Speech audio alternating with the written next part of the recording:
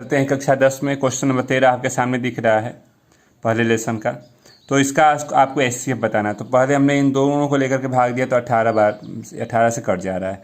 फिर और इसके बाद 180 और 420 को लेते हैं तो इससे भाग देते हैं 420 को। 18 दूना की 36, 360 यानी 60 18 36 18 180 यानी ये आपके पास रिजल्ट है। ठीक ना। अब आपने कहा कि हमारे पास क्या, तो 180 और 378 का HCF कितना है, तो आपने कहा 18। इसमें आप आते हैं तो 180 और 420 का HCF कितना है, तो आपने कहा 60। तो अब 18 और 60 का अगर हम HCF निकालना चाहें तो 18 से 60 में भाग दे दीजिए। तो 18 से भाग देंगे तो 18 3 54, 18 3 54 हो जाएगा। तो कितना बचा, 6 60 यानी 18, 36 18।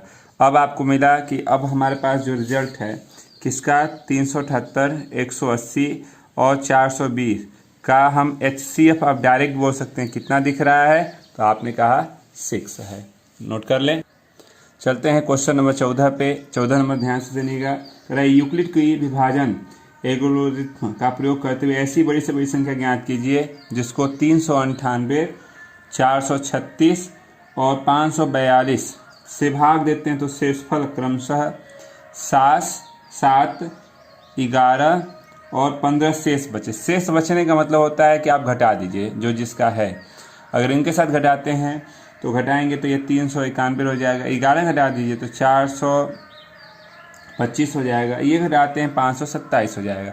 यानी अब आपके पास संख्याएं ये है तो इनका हमको HCF निकालना है। तो चलिए इनका HCF निकालेंगे। तो 391 से 425 में भाग दिया, एक बार गया तो 391 यानी अब शेष कितना बचा है, तो शेष हमारे पास 34 बच रहा है।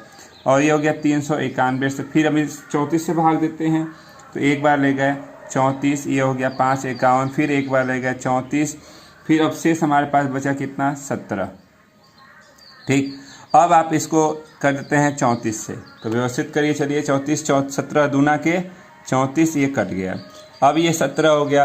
अब 17 है और एक डिजिट और हमारे पास कितना था,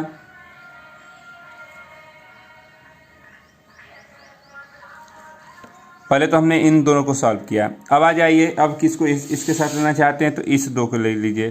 तो आपने कहा 425 से 527 में भाग देते हैं। एक बार गया 425, तो ये भाग देंगे तो कितना बचा शेष, तो 102 बच रहा है। फिर 425 से आप इसमें भाग देते हैं। चलिए ध्यान देते से देखते हैं भाग। तो आपने भाग दिया तो कितना बार गया, तो आपने कहा 4 बार गया। 4 बार ले जाएंगे तो 4 8 0 4, कितना शेष बचा, तो शेष आपके पास 17 बच रहा है। 102 भाग ले जाते हैं तो कितना बार जाएगा, 6 बार ले जाते हैं। 6 7 42 2 4 और 102 यानी शेष 0 हो गया। अब आपने कहा कि दोनों स्थितियों में हमारे पास क्या आ रहा है, 17 आ रहा है। तो जो इसकी बड़ी से बड़ी संख्या होगी, आप लिख सकते हैं बड़ी से बड़ी संख्या की बात करते हैं तो बड़ी से बड़ी संख्या कितनी है, तो आप कह सकते हैं बड़ी से बड़ी संख्या कितनी हो जाएगी, 17 हो जाएगी। सेम इसी तरह से क्वेश्चन नंबर 15 आपके सामने है। सेम इसी तरह से 15 नंबर से देख लीजिए क्या क्या कह रहा है। 15 नंबर में कह रहा है कि यूक्लिड की विभाजन एल्गोरिथ्म का प्रयोग करते हुए ऐसी बड़ी से बड़ी संख्या ज्ञात कीजिए जो 2053 और 967 को भाग देने पर क्रमशः 5 और 7 शेष रहे। शेष रचना मतलब घटा दीजिए। तो शेष घटाते हैं तो ये हो गया 2048 और इसमें से घटाते हैं तो 960। चलिए अगर आप भाग देना चाहते हैं तो भाग दे लीजिए। 960 से 2048 को भाग देते हैं, कितना बार ले जाएंगे, तो 2 बार ले जा सकते हैं। 0 2 18 और घटा दीजिए तो ये हो गया 128 बचा। फिर 960 लेते हैं, भाग देते हैं, कितना बार जाएगा, तो 107 यानी 7 बार ले जा सकते हैं। 7 बार ले जाएंगे तो 8 7 56 6 5 5 14 5 19 19 1 1 1 7 7 1 8 घटा लीजिए। घटाने पे आपके पास 64 बचा। फिर 128 64 दूना के 128 तो 128 ये कट गया। अब आप कह सकते हैं कि वह बड़ी से बड़ी संख्या जो हमारे पास है, तो लिख सकते हैं कि बड़ी से बड़ी संख्या हमारे पास कितनी है, तो आप कह सकते हैं 64 है। नोट कर लें।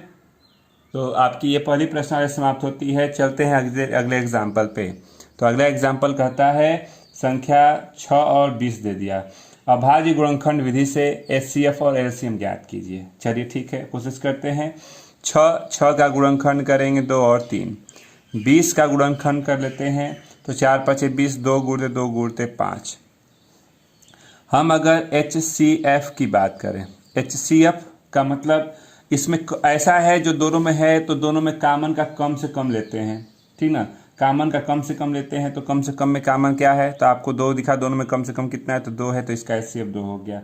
और LCM की बात करते हैं तो LCM में जो कॉमन होता है उसका अधिक से अधिक घात लेते हैं, जो छूट जाता है उसको छोड़ते उड़ते नहीं है। तो 2 में कॉमन 2, 2 का वर्ग है तो 2, बड़ा कौन है, 2 का वर्ग। 3 उधर है तो इधर नहीं छोड़ेंगे, नहीं, 5 है तो कितना हो गया ये 4, 4 5 20, 20 23 60, ये आंसर हो जाएगा, ठीक ना। इसी तरह से चलते हैं सेकेंड नंबर पे। सेकेंड नंबर क्वेश्चन आपके सामने है 6, 72 और 120 का LCM और HCF बताना है। तो चलिए पहले 6 का गुणनखंड करते हैं, 2 गुणते 3। 72 का करेंगे तो 9 8 72, 9 को 8, 8 को 2 गुणते 2 और 9 को 3 गुणते 3 कर सकते हैं। और 120 का गुणनखंड करेंगे तो 120 का गुणनखंड करेंगे तो आपके पास हो गया 8, 8 15 8 हो 120, तो 2 गुणते 2, 3 गुणते 5। यानी अगर घात के रूप में लिखना चाहे तो 2 के घात 3, 3 के घात 2, और ये हो गया 2 के घात 3, 3 गुणते 5। आ जाइए HCF में आप कहते हैं कि इन तीनों में जो कॉमन है उसका कम से कम घात ले लीजिए। तो कॉमन हमको दिखा 2, तीनों में है तो कम से कम में 2 है, 3 में 3 तो 6 हो गया। LCM की बात करते हैं तो जो कॉमन है उसका बड़ा घात, 2 तीनों में है तो बड़ा है 2 के घात 3, 3 में बड़ा है 3 के घात 2 और 5, तो ये कितना हो गया 8, 9, 5, तो 8 5 40 गुणते 9, 9 चौके 36, 360 हो जाएगा। चलिए इसी तरह से चलते हैं क्वेश्चन नंबर 3 पे। तो 3 नंबर में अगर आप ध्यान देते हैं तो 96 404 का HCF ज्ञात कीजिए, जबकि और इसका फिर LCM भी ज्ञात करना है। तो चलिए 96 को तोड़िए, गुणनखंड करते हैं तो 96 को तोड़ेंगे तो 32 32 तिया, तो 32 यानी 2 गुणते 2 गुणते 2 गुणते 2 गुणते 2 और 3 3 यानी 2 के घात 5 गुणते 3 लिख सकते हैं। और 404 की बात करते हैं तो 2 गुणते 2 गुणते 101, मतलब 2 के घात 2 गुणते 101 कर सकते हैं।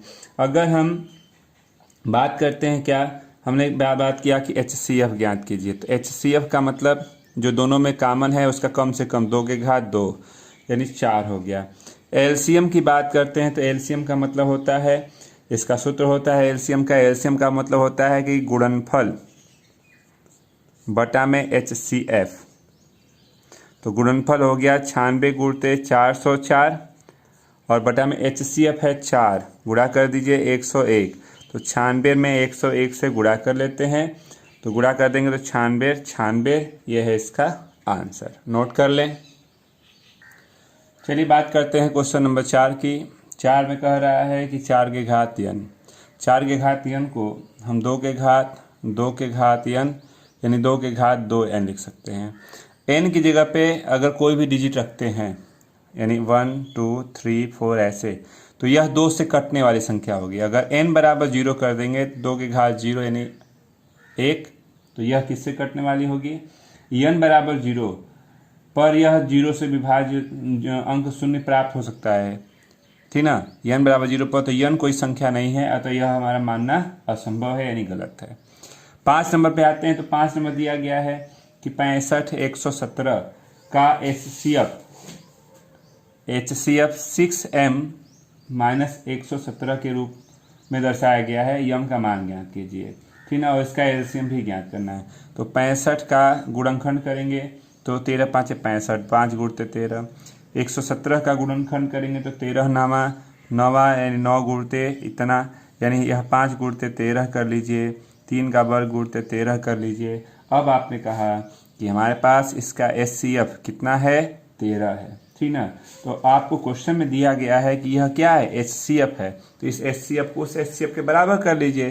तो 6m ऋण 117 बराबर 13, तो 6m बराबर इधर जाएगा 117 धन 13, तो 6m बराबर 0, 2 1 3 130, तो m बराबर 130 को 6 से भाग दे दीजिए। भाग दे दिया तो हमारे पास 1 मिनट जी, 6 यम नहीं है, हमारे पास रिजल्ट 65 यम दिया गया है, 65 यम। तो ये हमारे पास रिजल्ट हो गया 65 यम, ये हो जाएगा 65 यम, ये हो जाएगा 65 यम। तो 65 से भाग देंगे 65, यानी m का मान कितना हो गया, 2 हो गया। अब कह रहा है कि इनका एलसीएम भी बनाइए, तो यहीं पे देख लीजिए एलसीएम हो जाएगा, कामन है 13 और कामन मिल नहीं रहा तो जो छूट रहा है उसको भी लिख लेंगे। तो 13 गुणते 5 और 9, तो 13 5 65 गुणते 9, 9 5 45, 4 9 चौके 36, 36 4 40, 405 इसका एलसीएम हो जाएगा। या अगर आप मान लीजिए 13 13 वर्ग 12, आप इसको अगर व्यवस्थित ही करते हैं, मान लीजिए हम इस फार्मूले पे हमको ए भी दिया गया, 2 डिजिट दिया गया, तो एक फार्मूला हमने बताया ना एलसीएम का फार्मूला था, इसी की सहायता से बताना है कि दोनों संख्याओं का आपको बोला जाता है गुणनफल बटा में HCF। तो गुणनफल हमारे पास 65 गुणते 117 और HCF हमारे पास कितना है, HCF हमारे पास 13 है, ठीक ना। तो चलिए कटा दीजिए, 13 से इसको कटाते हैं, 13 9 9 5 45 4 और 9 5 45 4 9 चौके 36 4 40 4, यानी कितना हो जाएगा, 404 हो जाएगा। चलिए आगे चलते हैं। तो अगला क्वेश्चन आपके पास दिख रहा है क्या, अगला है 6वां। उस तरह से भी आप लगा सकते थे, ये भी आपका तरीका सही था। कह रहा है 3 गुणते 12 और 101 गुणते 4, 101 धन 4 है, गुणते नहीं है 4। कह रहा है एक अभाज्य संख्या है या भाज्य संख्या है। तो चलिए व्यवस्थित करते हैं। आपने कहा 3 गुणते 4 गुणते 3, 101 को नहीं तोड़ सकते, 101 और इसको लिख सकते हैं 4, कामन कुछ कामन है, तो आपने कहा ये भी आपका गुणते ही है, ये गुणते रहने दीजिए।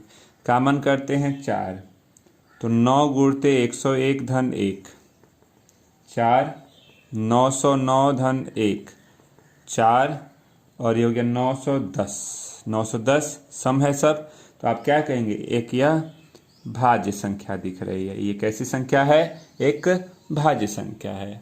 क्वेश्चन नंबर 7 आपको दिख रहा है, 7 में आपको हल करके XYZ का मान पूछा है। तो आपको दिखा कि इनका गुणा एक इतना होगा, तो आप लिख सकते हैं 7Z बराबर 371, तो Z बराबर 371 को आप 7 से भाग दे दीजिए, 7 से भाग देंगे तो 53 बार में कट रहा है, Z का मान कितना हुआ, 53।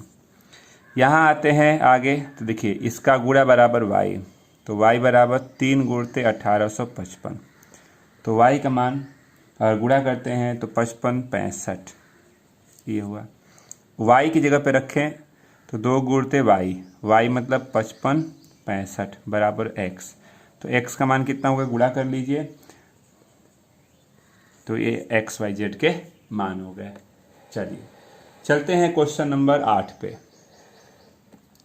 8 नंबर को आप अगर ध्यान देते हैं तो 8 नंबर में दिया गया है क्या, तो 8 नंबर में आपको दिया गया है कि अभाज्य गुणनखंड विधि द्वारा 2520 10,530 का एलसीएम ज्ञात कीजिए। चलिए 2520 का अगर हम गुणनखंड करते हैं तो 2 गुणते 2 गुणते 2, 3 गुणते 3, 5 गुणते 7, यानी अगर घात के रूप में लिखें तो 2 के घात 3, 3 के घात 2, 5 गुणते 7 है। अगर 10,530 का रफ पे आप गुणनखंड करते हैं तो इसका गुणनखंड आपको दिख रहा है कितना, तो इसका गुणनखंड दिख रहा है 2 गुणते 3, 3 मतलब 1 2 3 4 और 5 गुणते 13 दिखा, यानी हम लिख सकते हैं 2 गुणते 3 के घात 4, 5 गुणते 13। अब आते हैं पहले एलसीएम पे, तो एलसीएम में कहता है जो दोनों में है उसका मैक्सिमम 2 है, तो 2 के घात 4, 3 में 3 के घात 4, 5 7 और 13, जो कॉमन नहीं होता उसको वैसे ही लिख लेते हैं। तो 2 के घात 4 2 के घात 3 जी, 2 के घात 3 मैक्सिमम है, तो 8 और ये हो गया कितना 81, 5 7 गुणते 13। अब आप इसको गुणा करेंगे तो इसका एलसीएम दिख रहा है 29 48 40, ये है इसका आंसर, नोट कर लें। चलिए बात करते हैं लास्ट एग्जाम्पल की। लास्ट एग्जाम्पल 9 नंबर आपको दिया गया है क्या, तो एक प्रातःकालीन सैर के समय 3 व्यक्ति एक साथ किसी स्थान से चलना प्रारंभ करते तथा उनके कदमों के माप क्रमशः 40 सेंटीमीटर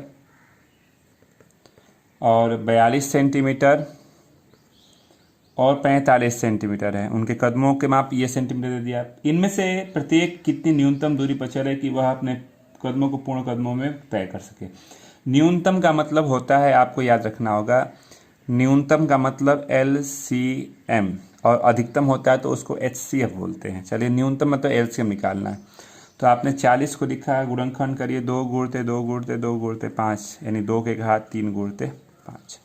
42 को 2 3 7, 45 को 15 तियाँ 45, 15 तियाँ यानी 9 5 45, 3 गुणते 3 गुणते 5 कर सकते हैं। यानी आपने कहा 3 गुणते 3 गुणते 5 यानी 3 का वर्ग गुणते 5। एलसीएम की बात करें तो एलसीएम में आपने कहा 2 में बड़ा कौन सा है तो 2 के घात 3, 3 में बड़ा कौन सा है 3 के घात 2, 5 और 7 छूट रहा था, नहीं छोड़ेंगे तो 8 9 5 7।